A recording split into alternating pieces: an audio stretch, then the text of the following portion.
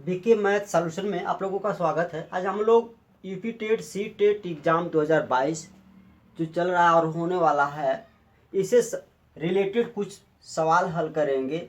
जो ये सवाल आ चुके हैं और आ सकते भी हैं।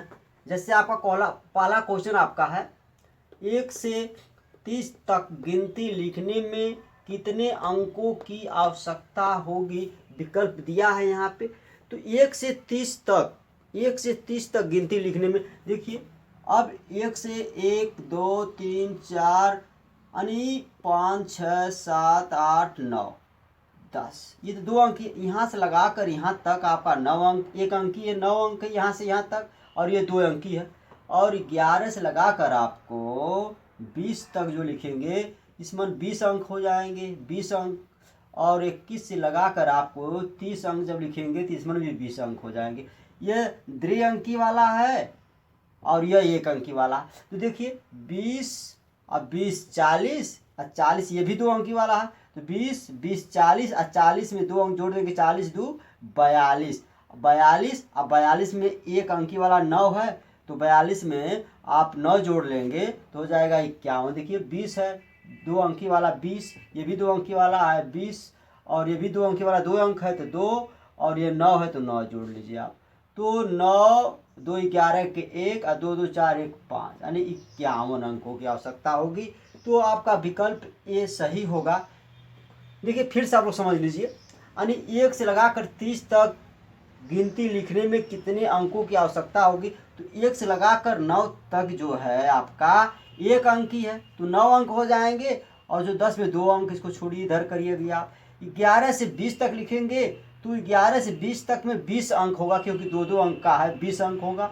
और 21 से 30 में भी 20 अंक होंगे। तो 20 यह 40, और 40 यह 2 42, और 42 में 9 जोड़ देंगे 51, यानी आपका आंसर आ जाएगा 51। विकल्प ए सही होगा। आप लोगों से एक रिक्वेस्ट है, यदि आप लोग चैनल को सब्सक्राइब न किए तो प्लीज़ चैनल को सब्सक्राइब कर दीजिए।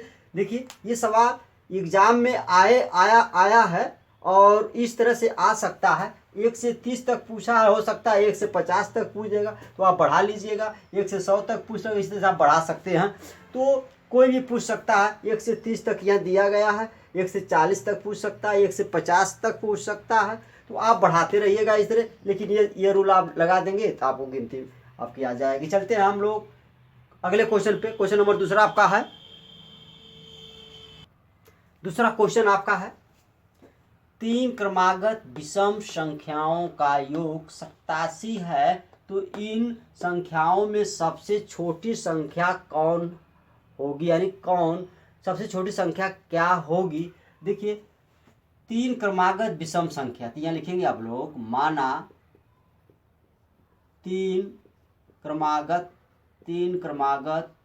विषम संख्या x प्लस 2 x प्लस 4।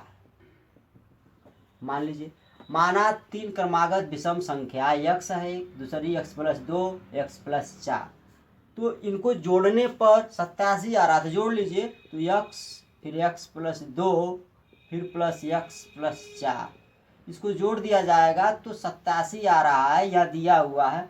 तो 1 x और 1 x और 1 3 x और 3 x हो जाएगा, और 4 2 6 बराबर 87। ये 6 को पक्षांतर करके इधर भेज देंगे तो 3x बराबर 87 इधर जाएगा तो -6 हो जाएगा। तो 3x बराबर 81। अब इसको काट देंगे, x बराबर 81/3 भाग दे दीजिए। तो x बराबर हो जाएगा 3 दूना के 6 और 2 बचेगा, यहाँ 21 होगा, 3 सत्ते 21, यानी सबसे छोटी संख्या आपकी x है, और यह x बराबर 27 आ गया। तो विकल्प आपका डी सही होगा। सबसे छोटी संख्या 27 है, 27 में 2 जोड़ देंगे तो 29 हो जाएगा, 29 में 4 जोड़ देंगे तो 31 हो जाएगा। लेकिन सबसे छोटी जो विषम संख्या है इसमें वह 27 होगी। x का मान 27 आ गया, क्योंकि सबसे छोटी संख्या x माना गया है, फिर उससे बड़ी जो है 2 में जोड़ा गया है तो यह होगा, फिर यह होगा। तो सबसे छोटी संख्या आपका 27 आ जाएगा। इसी क्रम में आपका अगला क्वेश्चन है, आपका अगला जो क्वेश्चन है, यदि क्रय मूल्य ₹20 है और ऊपरी व्यय आपका ₹20 है और विक्रय मूल्य ₹120 है तो लाभ प्रतिशत होगा।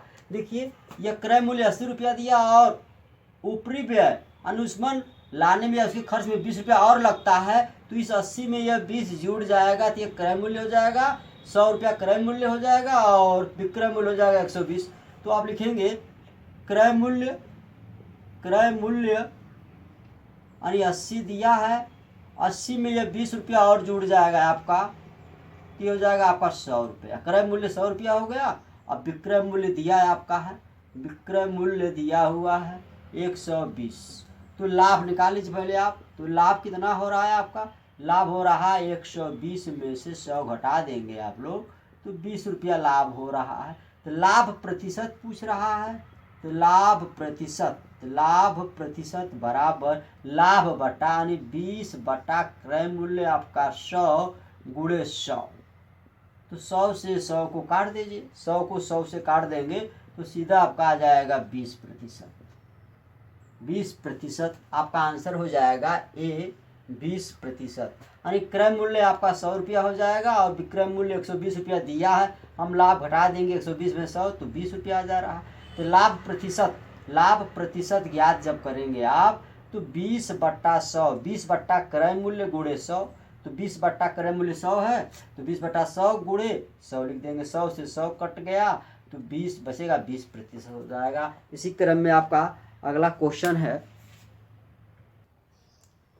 ये भी जो सवाल आपका है यह आपका जैसे आप तीसरा सवाल लगाए हैं उसी पर यह सवाल उसी का वही सवाल है आपका। 18 वस्तुओं का क्रय मूल्य 15 वस्तुओं के विक्रय मूल्य के बराबर है तो लाभ प्रतिशत होगा। पहले लाभ निकालिए, तो लाभ बराबर हो जाएगा 18 माइनस 15 बराबर 3।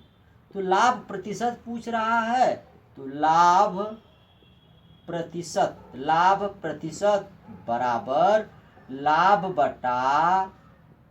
बटा क्रय मूल्य गुणे 100। यही सूत्र होता है, इसी पर रख दीजिए आप लोग। लाभ आपका है 3 और क्रय मूल्य आपका है 15 गुणे 100 लगा लीजिए आप लोग।